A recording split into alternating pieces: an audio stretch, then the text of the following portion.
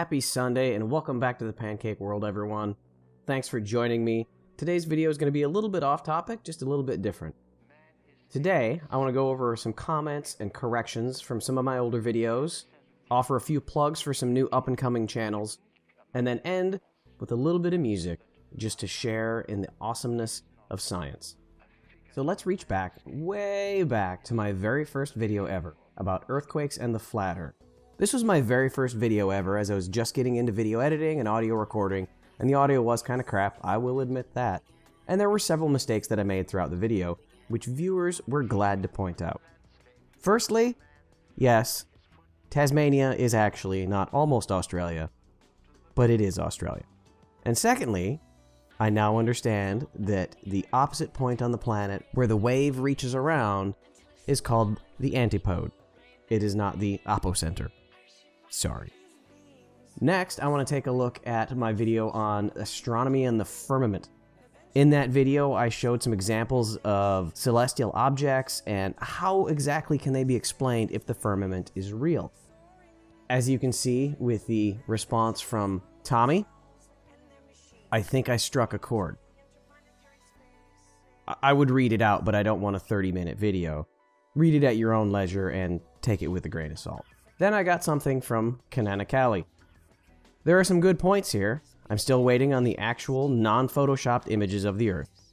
That would be great.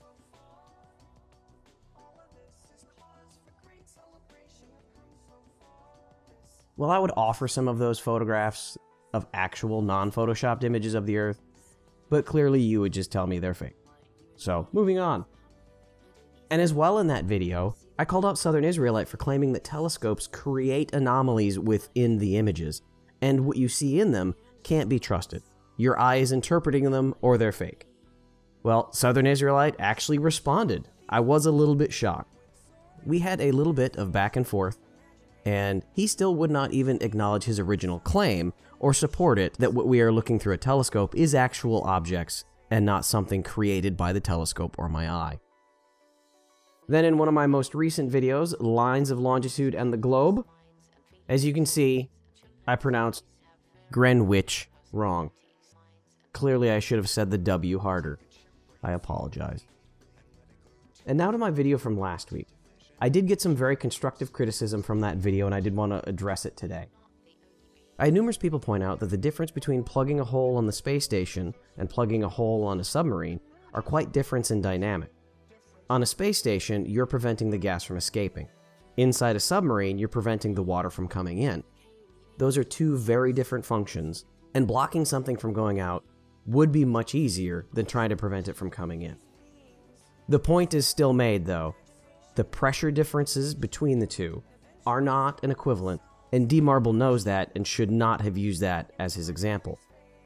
And then one thing that I got wrong that I had never actually even thought about, when I was comparing the tire pressures from the inside and the outside, Mark Bazier pointed something out to me, that we were talking about two different types of pressure, absolute pressure and gauged pressure. Absolute pressure is what the actual pressure is. Gauged pressure is from a specific gauged point. And his point was that when you're measuring the tire pressure in your car, you need to add 1 atmosphere of pressure to that, because it is gauged to ignore that 1 atmosphere of pressure. Otherwise, your tire pressure gauge would always be reading 14.7 psi.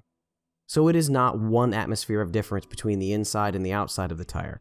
It is 2 atmospheres of difference. But that's still only 32 pounds per square inch difference, and a much more equivalent for the example that Mr. Marble should have used.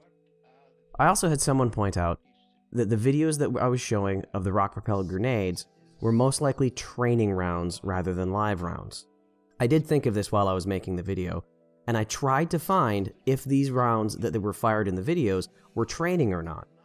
Generally, any training round is specially marked. They're usually marked blue. Even artillery rounds that are training rounds are giant and blue. I couldn't find any indication that the rounds being fired in the actual example were training or not, so they may have been training rounds. I cannot say for certain. But I do know one thing for certain, is that explosions in actual RPGs and grenades and all other types of explosives don't produce the fireball you see in the Hollywood movies.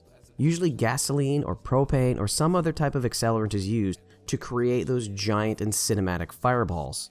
So I apologize if the examples I used were not quite the equivalent of an actual RPG explosion, but I'll still stand by it that it's an equivalent of what is reality and what the movies are, just like what Mr. Marble used is not reality, it was a movie. Next, I'd like to take a moment and give a little bit of shout out to several new and up and coming channels. I recognize that my channel is still under 1,000 subs, but these guys are up and coming and they make some great videos, so I wanted to give them a shout out and let everybody else know, go on over and check them out. First, Anti-Flatter. Anti-Flatter makes some very entertaining and educational videos.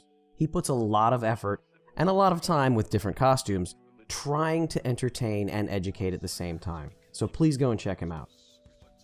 Then next we have the Logical Troglodyte, which took me 4 times to actually record properly because it's impossible to say the first time, dang it. Logical and Babes Troglodyte have a very unique and entertaining way to smack down the flurfs and the idiots. Please go check them out. Now, if you're in for a little more education, and every once in a while just the snarkiest of snarky and funny videos, go check out AB Science. AB Science is one of the few people in this community that is an actual genius. What he does for a day job makes the rest of us look like we work at Walmart. So if you're down to be challenged and educated, go check him out. He's amazing. Next is Canadian Thomas. Thomas has an amazing talent of audio editing, composing, and making some great videos. If you've heard the Creaky Blinders theme song, that's Canadian Thomas. Go on over there and check him out, give him a sub, give him some of your time. It is well worth it. Now, in the background, you may have heard some music playing. This is some music that I came across a long time ago. Oddly, it's auto-tuned, but it's still amazing. It's composed well, and it's all about science. It's taking the words of some of the greatest modern minds in science, putting them to music, and just making moving pieces of art. So right now, I'd like to play one of my favorite videos from this entire archive, and here's a link to a playlist that I've created. Please go over to that site, check them out. They're so creative and so amazing, and they make some great music from pop culture and science. So now, I give you the Symphony of Science. I'm not very good at singing songs, but here's a try.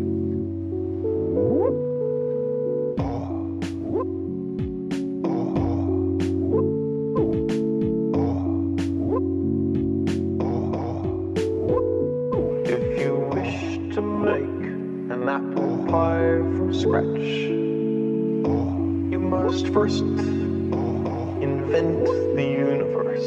Space is filled with a network of wormholes. You might emerge somewhere else in space, somewhere else in time. The sky calls to us. If we do not destroy ourselves, we will one day venture to the stars. A still more glorious dawn awaits, not a sunrise, but a galaxy rise. A morning filled with 400 billion suns. The rising of the Milky Way. The cosmos is full beyond measure.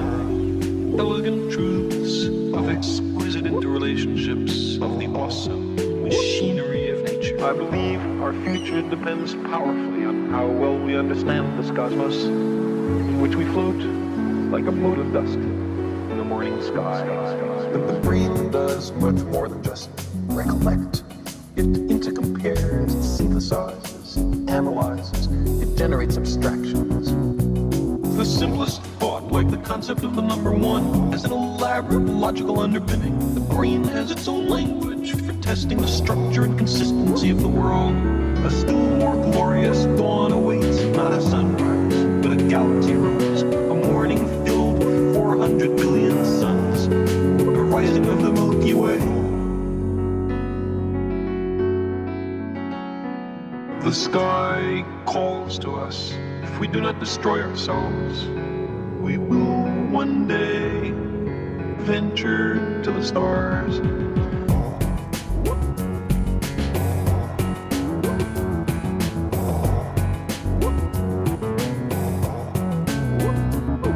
For thousands of years, people have wondered heard about the universe? Did it stretch out forever, or was there a limit?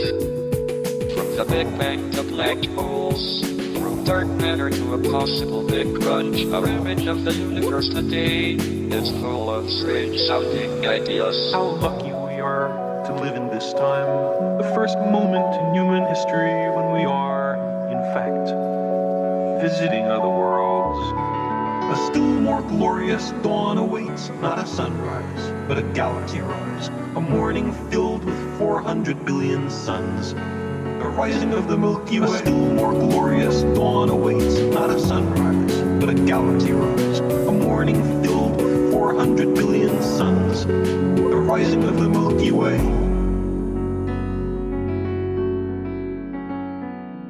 The surface of the Earth is the shore of the cosmic ocean. Recently, we've waded a little way up, and the water seems inviting.